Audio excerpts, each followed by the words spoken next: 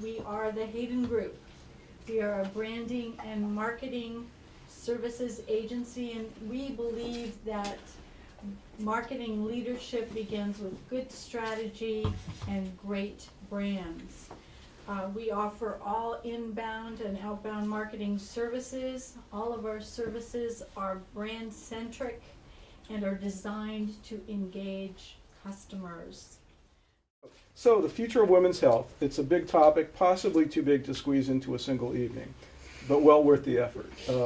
So in the Western world, but also in the developing countries like China, South Korea, much of South America, parts of Africa, traditional women's roles are changing, sometimes rapidly, but sometimes not.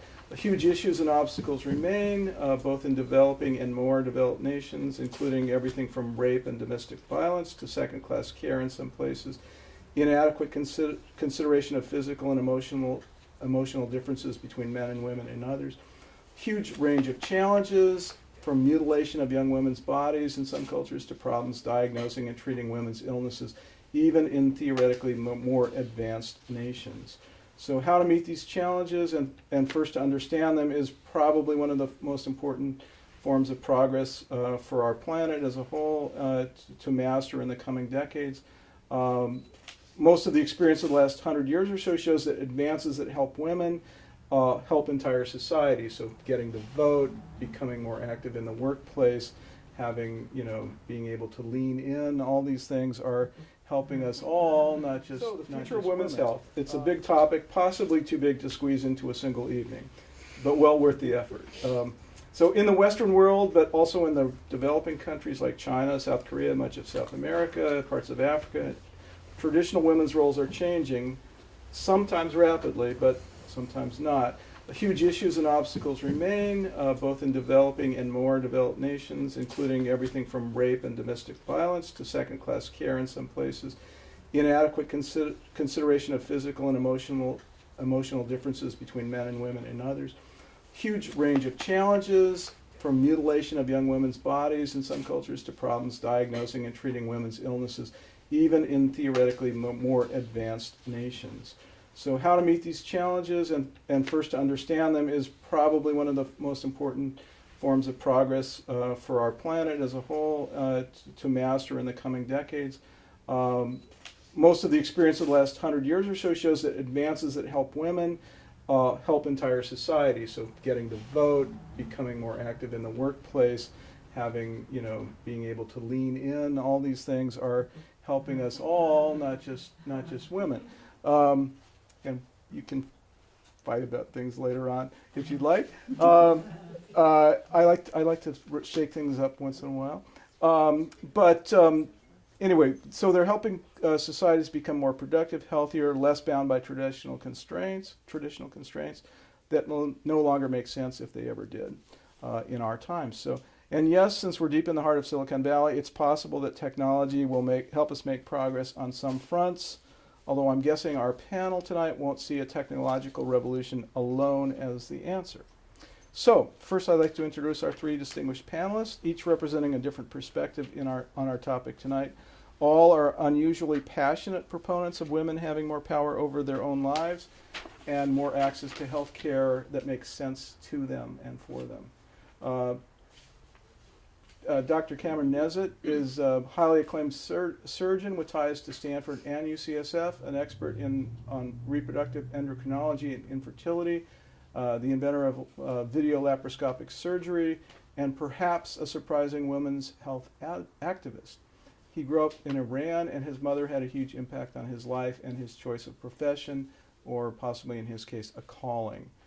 He's internationally known as an expert in the treatment of endometriosis, and just as significantly, he's known for listening to the voices of his patients. Dr. Amy Day is a naturopathic doctor, the first, or so I've been told, to be licensed in California. I hope Fourth that's right. Licensed in California. Okay, the fourth. I've been corrected, but that's still high up in the ranks. A board member of the First ND to be on the board. Excellent. A board member of the Endometriosis Association, and a strong supporter of natural holistic medicine and women taking control of their own health. She believes that women are all too often told their Their problems are all in their heads or offered drugs, and she doesn't like it. And last but not least, Anne Firth Murray is the founding president of the Global Fund for Women, which funds human rights projects focusing on women. She's a consulting professor in international women's health at Stanford, has worked at the UN as a writer and in philanthropy, including a long stint at the Hewlett Foundation. She's the author of From Outrage to Courage, Women Taking Action for Health and Justice. And I wanted to quote a few words from her own description of that book, which she said delineates the darkness of persistent poverty and the low status of women and the scandalous injustices that ravage the health of poor women in many poorer countries. But there's another side of the story, she adds. Change is possible, brought on by the courage of women to shine a light in the darkness and take action. And oh yes, Anne was nominated for the Nobel Peace Prize in 2005. So, one of 1,000 women. well, still a great honor. It was a very enlightened idea. So, Good evening to all of you, ladies and gentlemen. It's a pleasure and privilege to be among you. Thank you very much, Victoria and Ellen and Sarah, for organizing this great opportunity. My expertise are in the operating room. I am not a speaker, and I don't know how to essentially give speeches, especially in a group, non-medical group. If I give speeches, it's mostly for how I do my surgery. So I beg your pardon. You only speak at every conference. Well, it has been mostly surgery. It's about what I do all the time. It's just quite easy to talk about what I do. So I beg your pardon if it is not what you expect. However, I will tell you a little bit about why and what I think about women's health and in general why I am and why my family is interested in this issue. As Chris alluded to it, I grew up in Iran. My father loved my mother immensely, and we are 5 brothers, and we had also a sister who died. And when we were very young, our mother got sick, and doctors helped her. So our father was always praising doctors. And she said, how great they are. If it was not for the doctors, we didn't have your mother. So unconsciously, any boy wants to please his father and his mother. And our father was praising doctors, so we thought doctors are great. So we didn't learn anything about anything else except to become doctors. This is why my brothers are essentially 4 of us in medicine, and the other one who is not in medicine has a PhD. So it was all in medical direction for that purpose, and we think it is essentially for our mother. Because of our father was praising the doctors, we went to medicine. But when we were very young, our father passed on, and our mother never got married, and she raised all of us. And I think people ask us why we went me and my brothers, all of us went to medicine, and essentially all of us to gynecology, because I have one brother who is oncologist, oncologist in a professor in New York, in Columbia, and another one in Atlanta, at Emory, and here, who comes to Stanford also. And of course myself. So our mother, we believe, we are devoted to her, and my brothers the same. And our father, when we were very young, he used to say, the heavens are underneath and the steps of your mother. So whatever happens to me, you do not worry about it.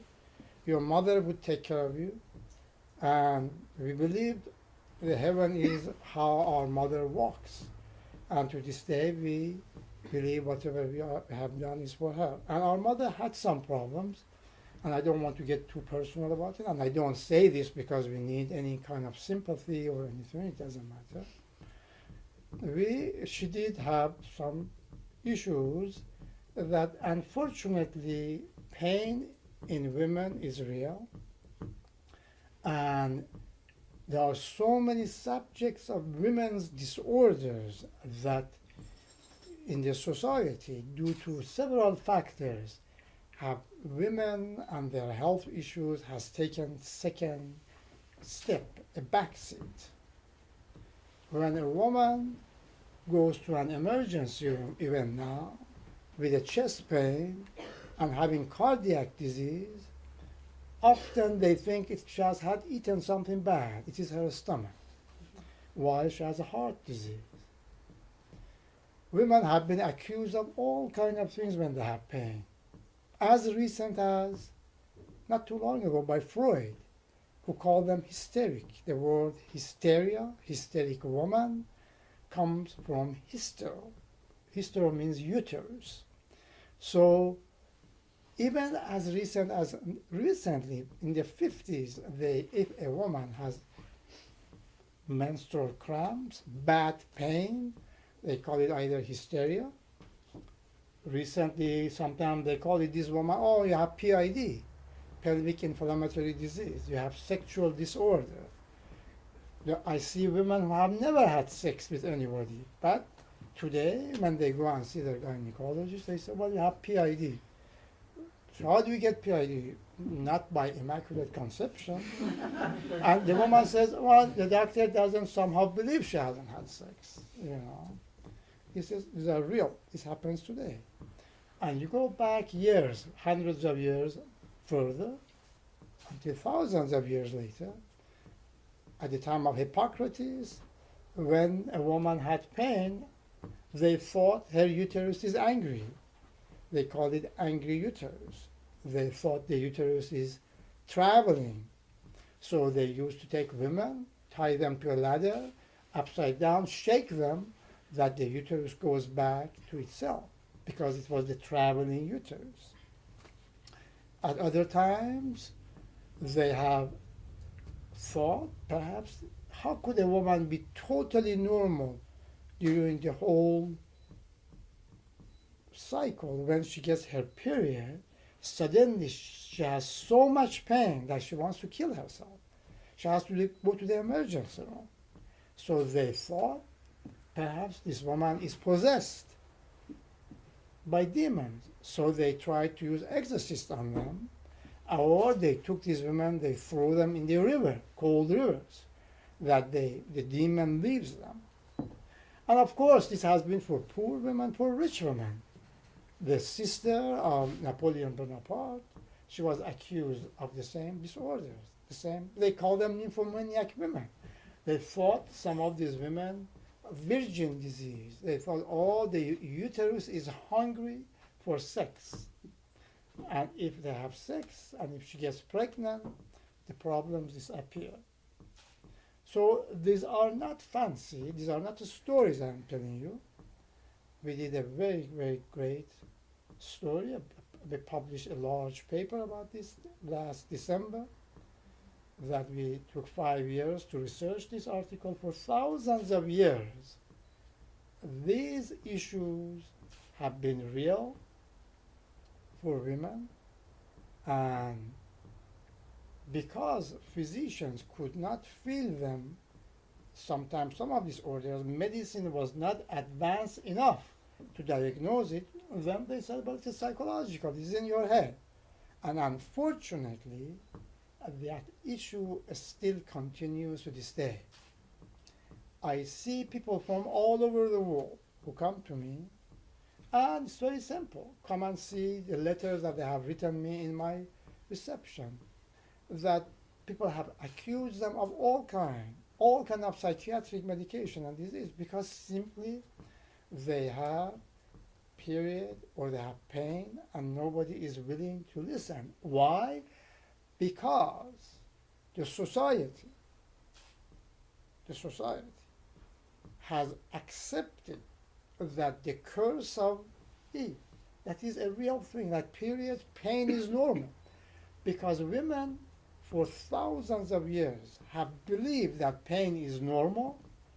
They tell their children, they tell their daughters, it is okay to have pain when you get your period. They believe it is okay to have pain when they have their period. So this issue recycled the wrong thing over and over and over and over for thousands of years.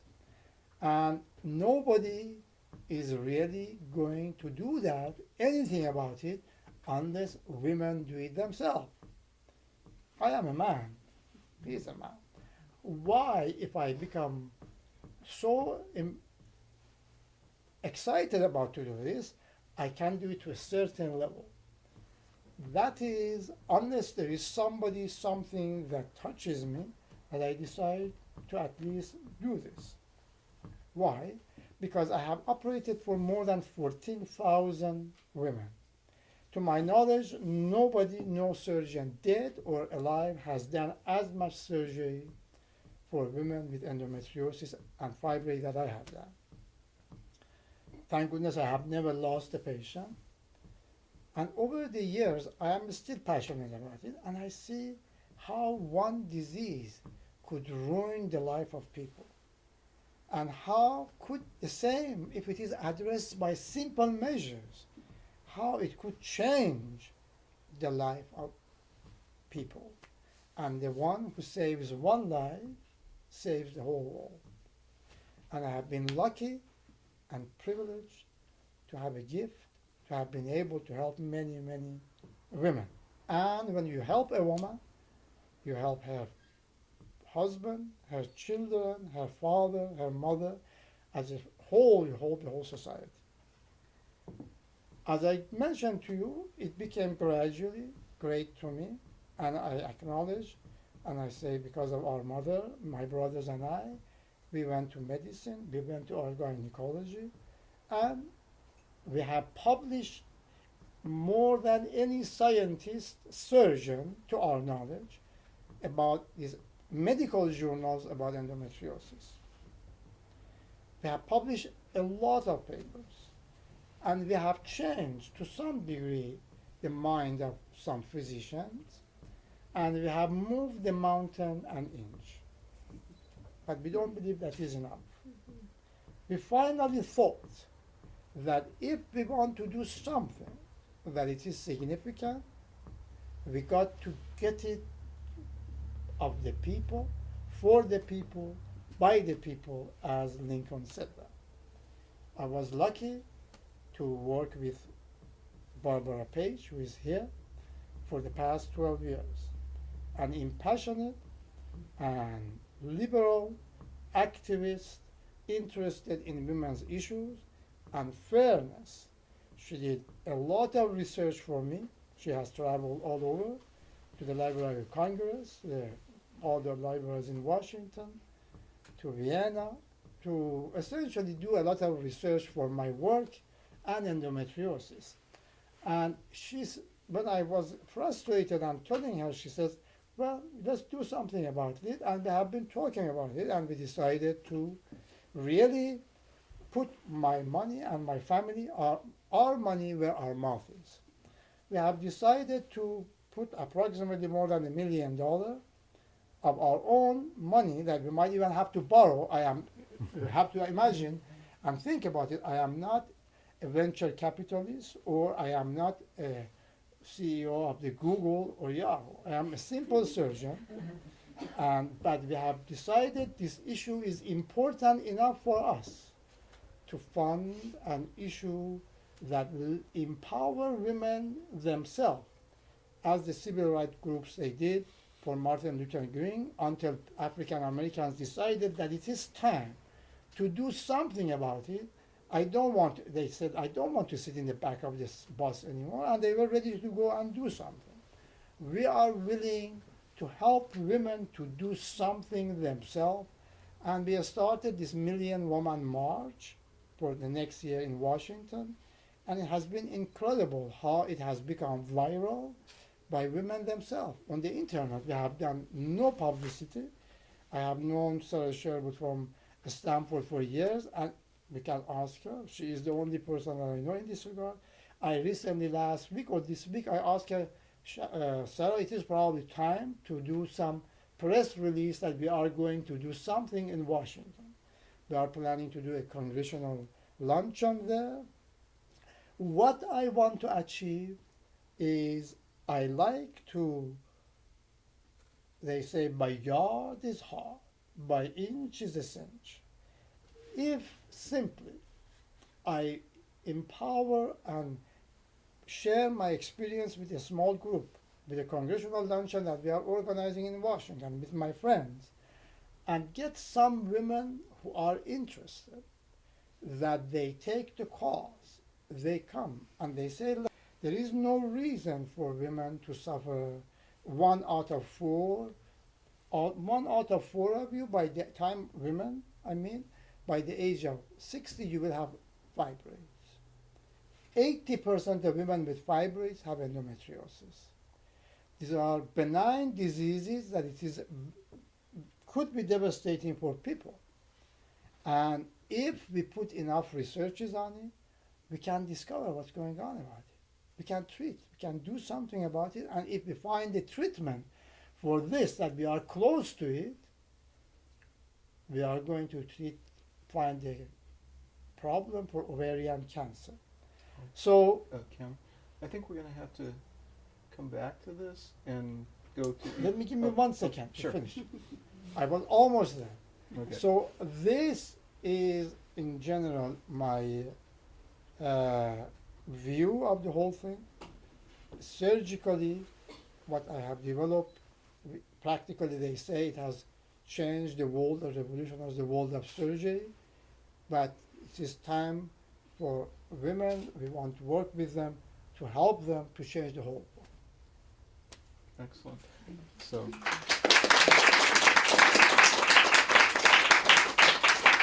not a bad off-the-cuff speech by a simple surgeon. And one other quick comment is the whole idea of getting something done in Washington is just not done anymore, so you'll have to rethink that. But, anyway, following a tough act is Dr. Day. It is a tough act to follow. Thank you very much. Your passion is palpable, and I really appreciate that. And I do want to extend a thank you to Sarah, who connected me here, and to Victoria and Ellen and Chris. Just wonderful and an honor to be here speaking with you today. I'm so excited by so many of the little conversations I've had before we sat down to speak also, and just really look forward to staying connected with people. So I thought I'd give you a little bit of background about, just really briefly about naturopathic medicine, because that's what I do. I'm a naturopathic doctor. And then a little bit about my view on endometriosis. I am on a board of directors for the Endometriosis Association. That's how I was connected here. And then I'll tell you a little bit about my thoughts on the future of women's health. First of all, just I'm curious, who here is familiar with naturopathic medicine? I've heard of that, kind of have a pretty good sense of what that is. Yay, good. That's great. So that's one example of changing times. I've often been in places where, no one had heard of naturopathic medicine, or only a very few people, so that's great. For those who haven't heard of it, just so you kind of know a little bit, as a naturopathic doctor, I'm trained in Western medicine. So the biomedical sciences of understanding what diseases are and how they happen in the body is similar to a conventional medical doctor. So it's not Eastern medicine like Ayurvedic or Chinese medicine or some different view that way, which I love, and I think there's a lot of value from different views. But I am looking at the body in the same way. And but it take a very holistic approach. So looking at how different parts of the body interact with each other.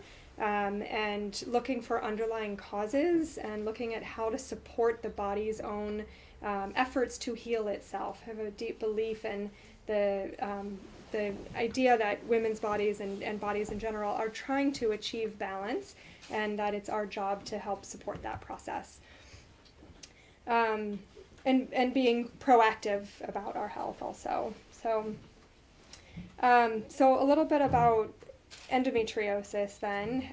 Before tonight, had most of you heard of endometriosis? Is that a familiar thing? So yeah, great. So again, that's something that in some circumstances you mention this disease and people have never heard of it before. So that's great that it's, just raising awareness, I think, is a big step in all of this. I actually am a woman with endo, as well as a healthcare practitioner that helps women with endo. So I know the disease very well from both sides. Surgery has been a very important part of my journey, and I also believe that it's very important to address this disease from the bigger picture view. Asking the question, why do these lesions grow in the first place? What's going on underneath that? What else might be going on in the body that could be creating the environment that allows those lesions to even grow?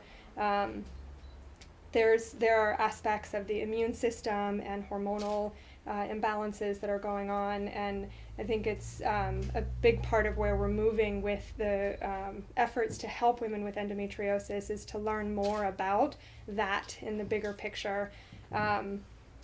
And yes, it's important to address the pelvis directly, but it's also important to address the body as a whole, and asking the question of what can we do as women ourselves in our own lives on a daily basis, and as a healthcare practitioner, what can we do to help women that is addressing that bigger picture, looking at why is there so much inflammation, or what's going on with the immune system when there's really imbalances and weird reactions happening. And I believe and have found that personally, and over 1,000 women in my practice, that sometimes it's very simple things that can make a really big difference in addressing those bigger picture aspects. Your diet, your nutrition, I think of food as your medicine 3 times a day. We have so much ideas of medicine as a drug, like this one little pill that you take having this big impact on your health. You're like, here's my medicine, it's going to make me heal or make me better. But we often, in conventional medicine at least, discredit the importance of that other medicine that we're taking in, breakfast, lunch, dinner. And so even that, of making those choices about what's going into your body and how that's going to be affecting that bigger picture. Stress management is another thing that I think is really important to acknowledge and work with. I think, I'm in a room of professional women. I know it's like, we have so many demands on us and our lives, and how do we have our place in the world and still take care of ourselves also and keep that balance. But stress, we know, is tied to many different diseases. Even the big 3 in our country, heart disease, diabetes, cancer, all have found links to stress and the inflammatory process that happens when we're experiencing so much stress. And then other things like exercise and what sleep, your body does a lot of its healing and restoration during sleep, so giving the body the chance. And what supplements or vitamins or herbal medicines you might be working with.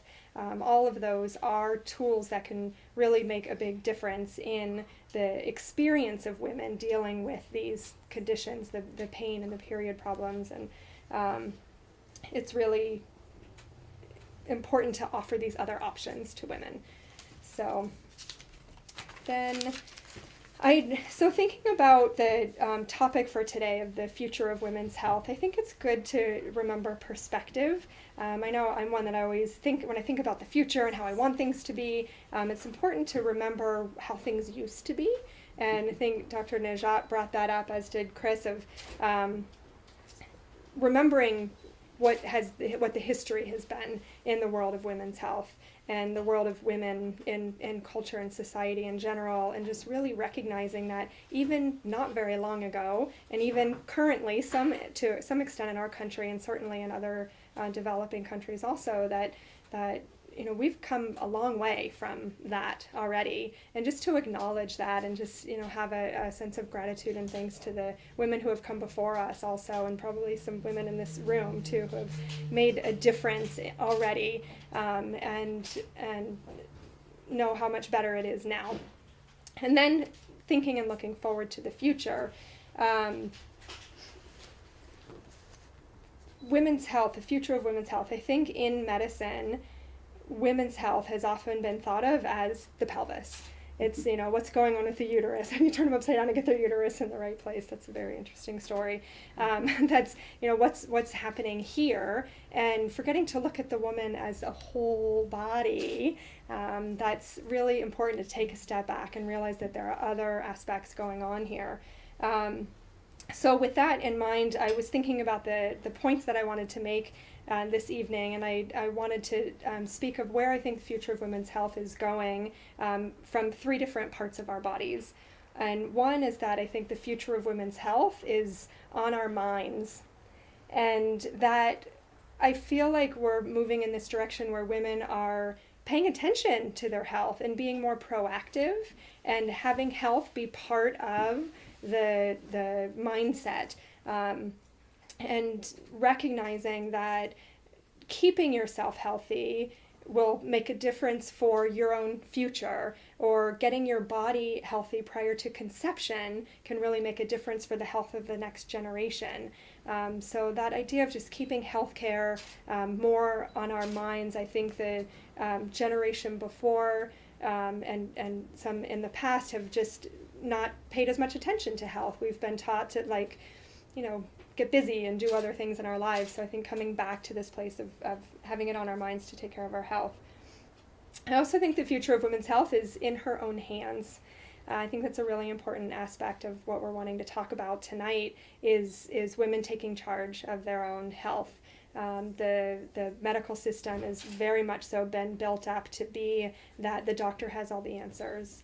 And I know that no doctor could possibly know your own body better than you do. And you being an active partner in your care of your own health is vitally important, and I think that's the direction we're going in. And not that there's this heaviness of burden, like how am I supposed to take care of my health? I didn't go to medical school. So you have partners and guides on your healthcare team that help you, but that you're taking part in that also. And also seeking options. So really I'm going to help figure this out and look for other options. If you don't like what one doctor's saying, go to a different doctor. If you're, if you're getting partial results, but it's just not addressing everything, maybe you need to combine, integrative medicine is the direction everything's going in, and definitely finding what works for you as an individual and pulling those pieces together. And the third place that I believe the future of women's health is in our voice. And that we are speaking up more. Women have been silenced for thousands of years, and with the movement and momentum that's happening with the women's health movement has made a big difference in that already, but it's still so prevalent in our society, and women are just expected to suffer this idea that periods are supposed to be painful, just deal with it, or hormonal changes happening, menopause. People didn't used to talk about menopause, and now there's a musical called Menopause the Musical. How cool is that? And I'm on a journey to get perimenopause more talked about. I still have patients come to me 45, 47 years old, irritable, irregular periods, can't sleep at night, and their medical doctors or gynecologists might be telling them that it couldn't possibly be perimenopause, you're too young. And just, recognizing that hormonal changes happen, and it's good to talk about those things. I have patients who are none of my friends warned me about this. So just speaking up for ourselves in the medical environment, plus sharing with each other, I think is a really, really powerful part of where we're going, and connecting with other women and sharing experiences. It's one of the things that I'm really excited about developing in my own professional development. I have a private practice where I work with patients one-on-one, but I'm also doing more and more of group work and online and workshops and creating teleclasses and webinars and online opportunities to connect with each other. Some apps that we started talking about a little bit tonight are really exciting, of where technology is going with all of this. I think that the future of women's health has more technology use and less technology use. Getting back to some of the basics, how you eat and how you're taking care of yourself on a day-to-day basis, the common sense medicine. So kind of both directions with that. And speaking up, even if it's something that isn't socially acceptable, like periods and bleeding and sex and feeling miserable, and just really trying to be real and speaking up and asking for help and seeking help, and not suffering in silence. So that's what I wanted to share with you. So I'm very excited to be here and welcome questions later, I know. So, yeah.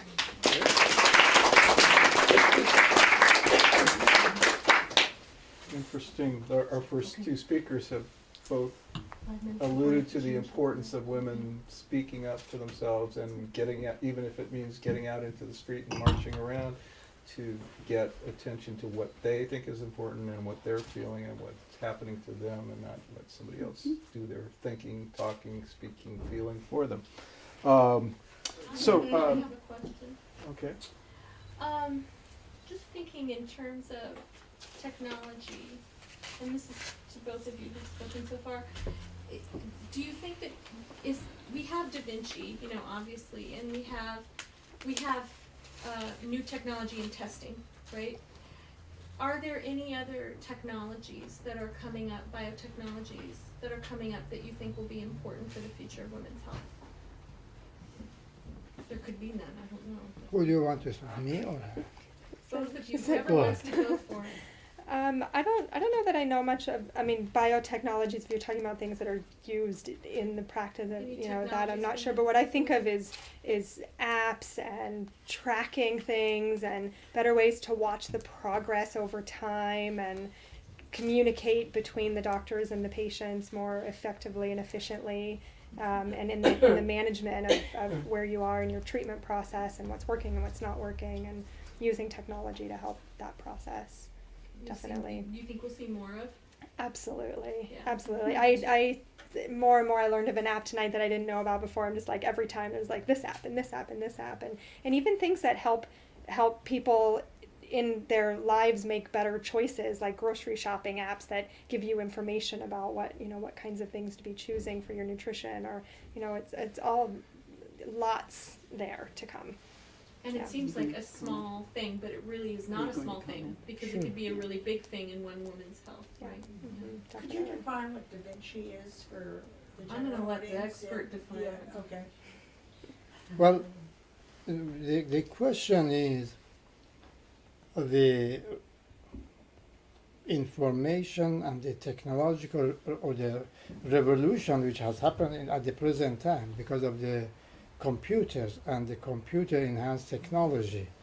It is just beginning to touch medicine. So far it has been mostly iPhones or other methods, or Google, Facebook, but to come to medicine it is just very, very beginning. Da Vinci is a computer enhanced, one of those computer enhanced technologies that originally was developed at the Stanford Research Institute, and people who developed it. This is the story how it was developed. I was operating at Stanford in my OR. That when I was recruited to come to Stanford, some of you might know Linda Meyer, who is the president of the board of the Stanford right now. She was at that time the board, when the CEO of the hospital. His name was Ken Bloom. This story is on my website. You can easily get it. They came. I was at Stanford at that time. They recruited me to come here. When I was in the OR, another scientist with the name of Dr. Ajit Shah, and another one was Phil Green. They came to my OR and they said, "Hey, Camran, this is great what you are doing.